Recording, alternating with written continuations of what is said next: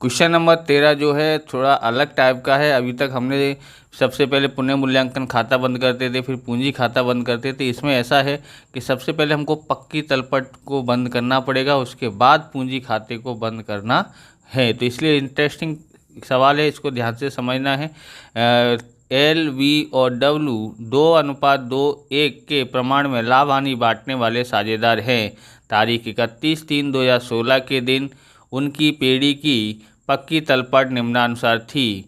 Page number 246 पर उदाहरण number 22 इस तरह का सवाल दिया हुआ है। पूंजी, दायित्व और संपत्ति ये दी हुई है। हम लोग समायोजन पढ़ते हैं। समायोजन में क्या दिया है उसको ध्यान से देखते हैं। तारीख 1/4/2016 से डब्लू निवृत्त होता है। निवृत्त की शर्त निम्नानुसार निश्चित की गई। पहला है मकान की बाजार कीमत 50,000 है, तो मकान पर दिया गया है, यहाँ पर समायोजन दिया है। समायोजन नंबर 1 इस मकान पर दिया हुआ है। ओके, आगे देखते हैं यहाँ पर फिर क्या लिखा है। दूसरा है स्टॉक की बही कीमत उसकी लागत कीमत की अपेक्षा 10% अधिक है। तो बही कीमत यानी चौपड़ा कीमत हमको पता नहीं है, तो हमको इसको ज्ञात करना पड़ेगा मान करके, माना कि इतना ऐसे करके। तो स्टॉक की लागत कीमत से लिखना है इसको, तो इसको हम लोग सॉल्यूशन करेंगे, ध्यान से समझना इसको।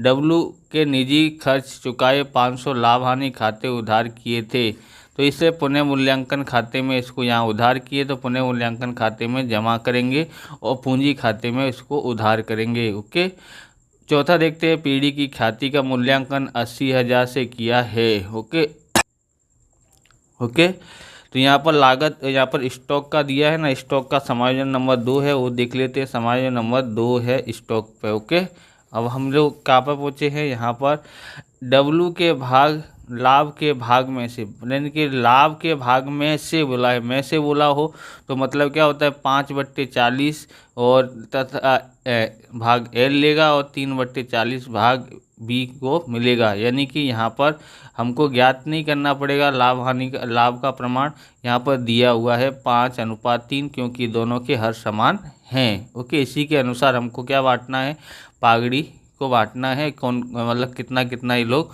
ले देंगे, चुकाएंगे किसको, जो निवृत्त हो रहा है यानी डब्लू को। ओके, अब डब्लू को भुगतान पात्र रकम रोकड़ में चुकाई जाएगी, यानी इसकी लोन के रूप में नहीं लिखना है। किसके रूप में नहीं लिखना है, लोन के रूप में लिखना ही नहीं, 1 भी रुपये, पूरे पूरे पैसे ये लोग चुकाएंगे, जो कि एल और बी इस प्रकार रोकड़ लाएंगे। यानी ये लोग रोकड़ घर से लेके आएंगे या अपनी पूंजी में से देंगे, बराबर। ये एल और बी रोकड़ लेके आएंगे, जिससे उनकी पूंजी नए लाभ हानि के प्रमाण में रखना है। तो वह इनकी पूंजी को नए लाभ हानि के प्रमाण में हमको रखना है। ये भी इंटरेस्टिंग पॉइंट है, हम लोग समझते हैं। ओके, सबसे पहले हम लोग क्या करते हैं, सबसे पहले हम लोग इधर साइड से चालू करते हैं। क्या करेंगे, एल, बी और डब्लू शेष आगे लेके आए ऐसे लिखेंगे और सामान्य अनामत को तीनों में बांट देते हैं। किस अनुपात में, पुराने अनुपात में 2:2:1 के। तो करते हैं, तो यहाँ पर लिखते हैं शेष आगे ले गए, शेष आगे लाए, शेष आगे लाए, कितना है लिखेंगे 20,000 और 12,500 और 5,000। ओके, लिख दिया है। अब हम लोग क्या करते हैं, सामान्य अनामत को बांटते हैं। सामान्य अनामत एकत्रित लाभ है ये, इसके लिए अनामत किस अनुपात में बांटते हैं, 2:2:1।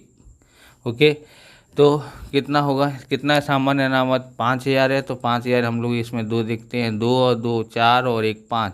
5,000 को 5 से भाग देंगे तो 1,000 आता है, 1,000 गुणा 2 करते हैं तो 2,000 आता है। इसका भी कितना आएगा 2,000। ओके, और इसका आ जाएगा 1,000।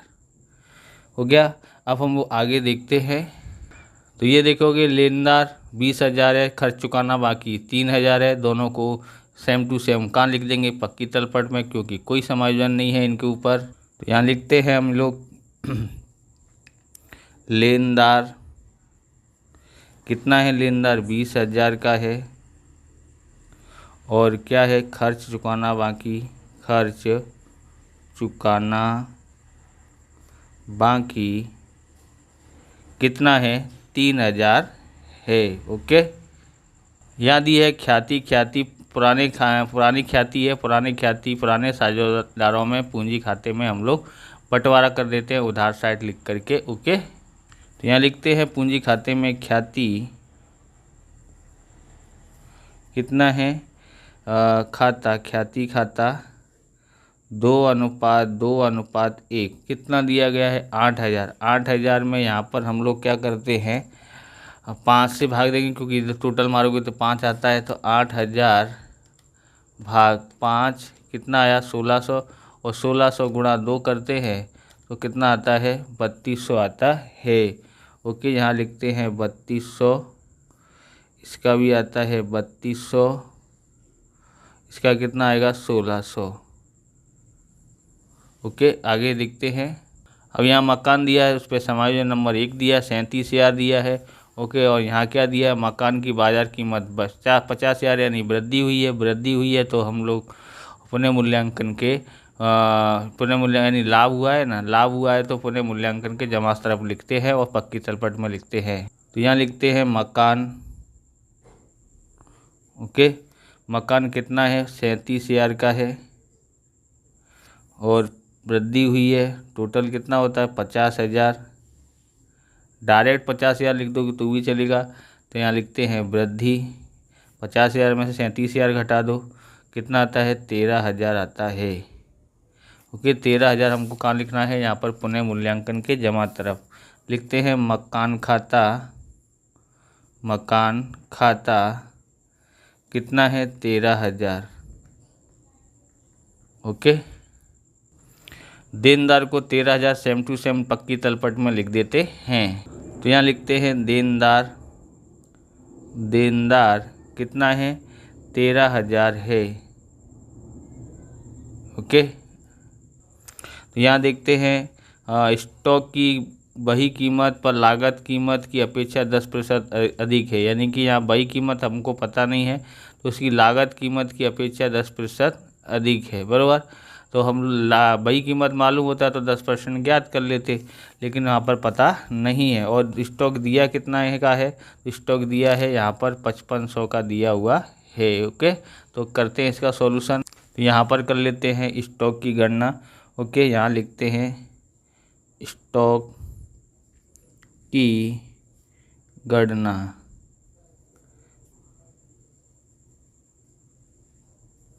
क्या लिखते हैं, माना कि स्टॉक की लागत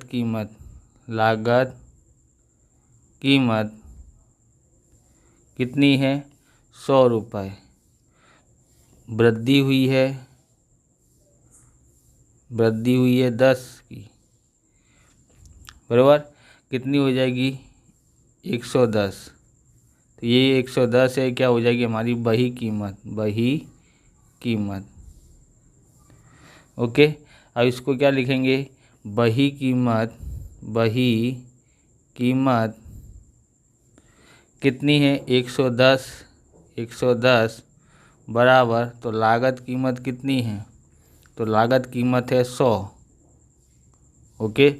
जब बही कीमत जो है, बही कीमत 5500 है, बराबर। यानी कि चौपड़े बही कीमत कितनी है, ये लिखा है यहाँ पर चौपड़े की कीमत कितनी है, 5500 रुपये। तो लागत कीमत कितनी है वो हमको पता नहीं है, बराबर। लागत कीमत नहीं मालूम है, बराबर। बही कीमत मैंने बोल दिया, सॉरी उसके लिए। अब यहाँ पर देखोगे तो क्रॉस गुणा हो जाएगा। लागत कीमत ज्ञात करना है तो लागत कीमत से ही लिखना है। तो लागत कीमत हमको पता नहीं है, इसका क्रॉस गुणा होगा 5500 गुणा कितना करते हैं, 100। क्रॉस गुणा होता है और ये आ जाएगा नीचे। ओके। तो यहाँ करते हैं 1 0 से 1 0 कट जाएगा, या 11 पंजे 55 हो जाता है। कितना आ जाएगा, 5000 आ जाएगा। कितना आएगा, 5000।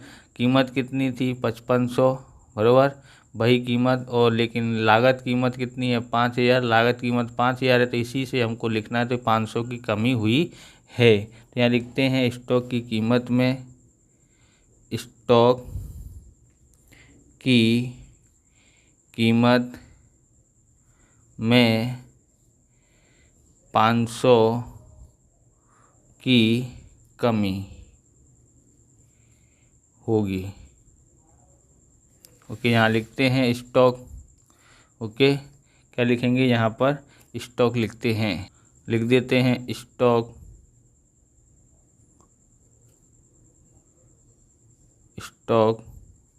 कितना है? 5500 और 500 की कमी। ओके, कितने का हुआ? 5000 का हुआ। तो 500 की कमी हुई है तो पुनः मूल्यांकन के उधार तरफ लिखेंगे, क्योंकि नुकसान हुआ है तो यहाँ लिखेंगे स्टॉक खाता। स्टॉक खाता कितना है? 500। ओके, उसके बाद हम लोग आगे देखते हैं। रोकड़ लिखा है 2000, तो रोकड़ खाते में शेष आगे लेके आए, उधार तरफ लिखेंगे इसको। तो यहाँ लिखते हैं शेष आगे लाए कितना है? 2000।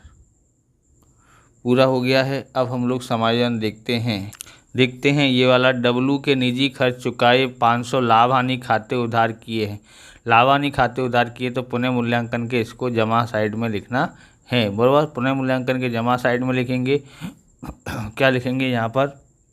क्या डब्लू का पूंजी खाता, और पूंजी खाते में लिखेंगे पुनः मूल्यांकन खाता, उधार तरफ पूंजी खाते में लिखेंगे। देखते हैं, तो यहाँ लिखते हैं सबसे पहले डब्लू का पूंजी खाता। डब्लू का पूंजी खाता कितना है? 500 है। ओके, अब इसको यहाँ पर लिखना पड़ेगा। उधर जमा लिखा है तो इधर उधार लिखेंगे, उधर ये हमने पूंजी खाता लिखा है तो इधर क्या लिखेंगे? पुनः मूल्यांकन खाता। क्या लिखेंगे? पुनः मूल्यांकन खाता, बराबर। साथ में कॉमा कोष्ठक में लिख देते हैं निजी खर्च, जिससे आपको पता पड़े कि पुनः मूल्यांकन खाते में से ये लिखा है, वो लाभ हानि नहीं है ये। ओके, तो यहाँ पर निजी खाते में कितना लिख देते हैं? 500 लिखते हैं। हो गया है। अब हम आगे और देखते हैं। अब इन दोनों को देखते हैं। पीढ़ी की ख्याति का मूल्यांकन 80,000 से किया गया है। तो पाँचवा है डब्लू के लाभ में से बोला है, तो यानी 5/40 भाग एल और 3/40 भाग बी को मिलेगा। तो यानी कि दोनों के हर समान है। में से बोला है तो यानी कि यही इनका लाभ का प्रमाण है। इसी अनुसार से हमको इसमें बंटवारा करना है। चलिए करते हैं गणना पूरी इन दोनों की। गणना करते हैं। इधर लिखते हैं साझेदार एल, बी और डब्लू। पुराना भाग कितना है? 2, 2, 1, 2, 2, 4 और 1, 5, मतलब 2/5, 2/5, 1/5। ओके, अब यहाँ पर ज्ञात करते हैं लाभ का भाग। ये क्या हो जाता है? निवृत्त हो जाता है। ओके, इसके लाभ का भाग कितना दिया है? 5/40। इसका भाग दिया है 3/40, बराबर। अब लाभ का प्रमाण, तो लाभ का प्रमाण हम लोग ज्ञात करते हैं। तो यहाँ पर लिख देते हैं लाभ का प्रमाण। इसका कितना हो जाएगा? 5। इसका कितना हो जाएगा? 3, क्योंकि हर समान है इसलिए क्या करेंगे? 5 और 3 कितना होता है? 8। 5/8, 3/8। ओके, हो गया है। अब यहाँ ज्ञात करते हैं लाभ बराबर क्या है? नया भाग माइनस पुराना भाग। नया भाग माइनस पुराना भाग। यहाँ लिखते हैं नया भाग बराबर लाभ प्लस पुराना भाग। ओके, तो ये जो है हम लोग नया भाग ज्ञात करना है, ये वाला। तो ये पुराना भाग इसमें ऐड हो जाएगा। तो इस तरह से हम लोग नया भाग ज्ञात कर सकते हैं। तो यहाँ पर ज्ञात करते हैं किसका, एल का नया भाग। एल का नया भाग कितना है, 5/40, बराबर। लाभ है इसका 5/40, ये लाभ है। और पुराना भाग है 2/5, 2/5। हर समान करना पड़ेगा। हर समान करने के लिए यहाँ पर 5 का पड़ा कितनी बार पढ़े, तो 40 आता है, तो 8 बार। तो 8 से गुणा 5 और 8 दूनी 16, 16 और यहाँ आ जाएगा 40। जोड़ते हैं तो कितना हो जाता है, 21, 21/40 होता है। अब ज्ञात करते हैं किसका, बी का नया भाग। नया भाग, बराबर। यहाँ पर लिखते हैं कितना है इसका, 3, जो था ना 3/40, वही लिखते हैं सेम टू सेम। तो 3/40, यहाँ इसका पुराना भाग कितना है, 2/5, 2/5। हर समान करने के लिए 8 से गुणा करना पड़ेगा। तो यहाँ 3, 8 दूनी 16, बट्टे में 40, 8 पंजे 40 होता है ना, 16 और 3 19, 19/40, यानी दोनों का प्रमाण 21:2 आता है। अब हम लोग ख्याति की गणना करते हैं। किसकी ज्ञाति करना है, ख्याति की गणना। ओके, डब्लू की ख्याति, डब्लू की ख्याति बराबर क्या होता है यहाँ पर कि ख्याति का मूल्यांकन, ख्याति का मूल्यांकन गुणा डब्लू का भाग, डब्लू का भाग। ख्याति का मूल्यांकन कितना है, 80,000 का, और डब्लू का भाग कितना है, तो डब्लू का भाग है 1/5, तो गुणा 1/5। 5 से भाग देते हैं तो कितना होता है, 5 एकन 5। ओके, कितना बचेगा, 3, 30 हो जाएगा, 5 छिंग 30, बराबर। और 3 0 लगा दो, हो गया 16,000 आता है।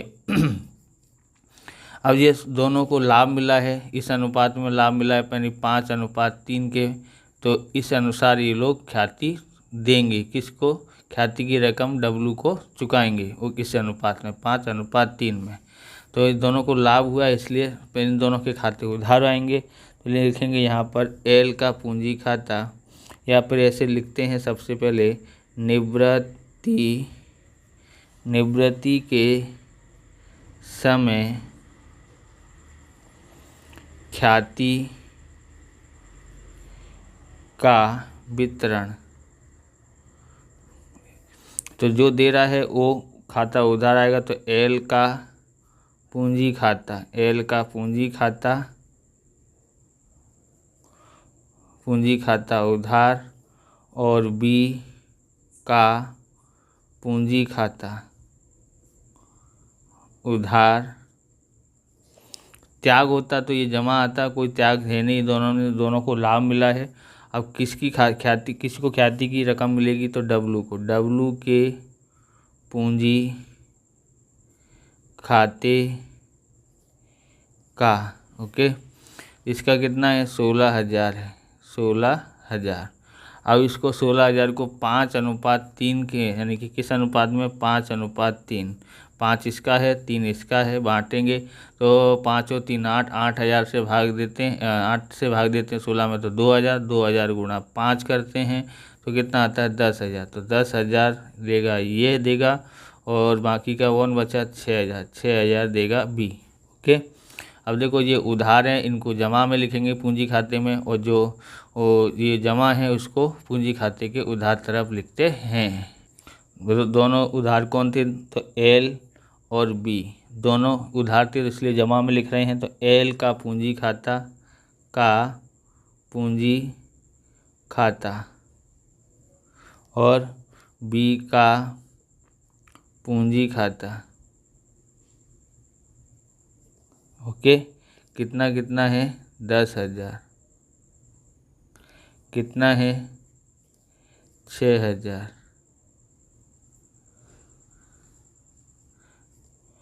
ओके, अब यहाँ पर आगे देखते हैं, यहाँ पर डब्लू का पूंजी खाता, डब्लू का पूंजी खाता, डब्लू का पूंजी खाता लिखते हैं 10,000 यहाँ पर 6,000। ओके, तो इस तरह से हमने लिख दिया है। आगे देखते हैं। अब हम पुनः मूल्यांकन खाता को बंद करते हैं। पुनः मूल्यांकन खाता हो जाता है बंद। किधर ज़्यादा, इधर ज़्यादा है, कितना हो जाएगा 13,500। यहाँ लिखते हैं 13,500, 13,500। ओके, 500 घटा देते तो हमारे पास आता है 13,000। ज्ञात किया है तो यहाँ लिखते हैं, यहाँ पर लाभ प्राप्त हुआ है, इधर साइड आया तो पूंजी खाता किस अनुपात में, 2:2:1 में। ओके, लिखते हैं L, B और W। ओके, तो क्या अनुपात था, इतना, तो यहाँ पर 5 होता है, 5 से भाग देंगे यहाँ पर 13,000 में, तो यहाँ लिखते हैं 13,000 में 5 से भाग देते हैं तो हमारे पास 2600 गुणा करते हैं 2 तो 5200, यानी 5,200। इसका भी 5,200, इसका 2600। ओके, आ गया है। इसको कहाँ लिखेंगे, पुनः पूंजी खाते के जमा तरफ लिखते हैं। तो यहाँ लिख देते हैं, यहाँ क्या लिखेंगे, पुनः मूल्यांकन खाता, पुनः मूल्यांकन खाता। कितना लिखना है, 5200 और 2600। ओके, अब जो निवृत्त होता है उसका खाता हम लोग क्लोज कर डालते हैं, उसके बाद हमको देखना पड़ेगा, बाकी का हिसाब करना पड़ेगा। ओके, इसका देखते हैं कितना होता है। यहाँ पर 5,000 प्लस 1,000 प्लस 10,000 प्लस 6,000 प्लस 2600, कितना आता है, 24,600। 24,600 आता है। 24,600 में घटाते हैं 1,600, घटाते हैं 500, कितना आता है, 22,500। कितना आता है, 22,500। तो इसको लिखते हैं रोकड़ खाते, क्योंकि पूरा सामान्य नंबर दिया है 6 में कि जो भी रकम देनी होगी उसको लोन के रूप में नहीं रखना है, रोकड़ा चुका देना भाई। तो रोकड़ा चुकाते हैं तो यहाँ पर लिखते हैं रोकड़ खाता।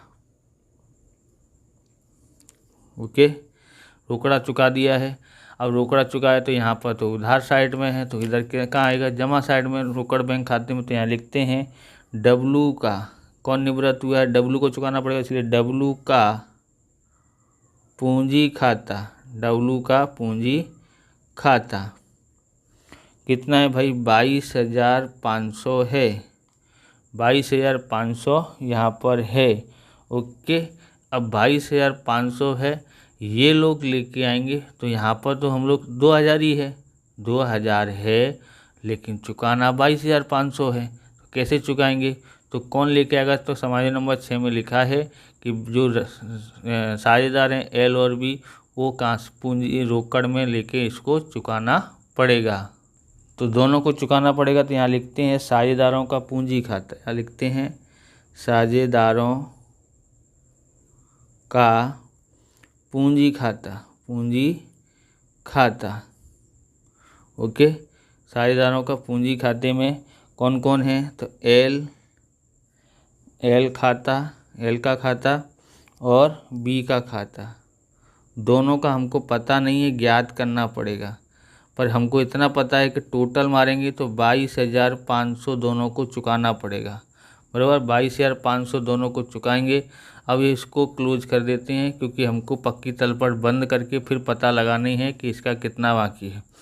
तो हम यहाँ पर कितना हो जाएगा, 24,500, इधर भी 24,500, तो कितना बाकी रह गया, ये 2,000। तो लिखेंगे शेष आगे ले गए। ओके, इनका अंतर है 2,000 का, क्योंकि ये दोनों इधर साइड आ गया तो ये बचा 2,000 पक्की तलपट में लिखते हैं।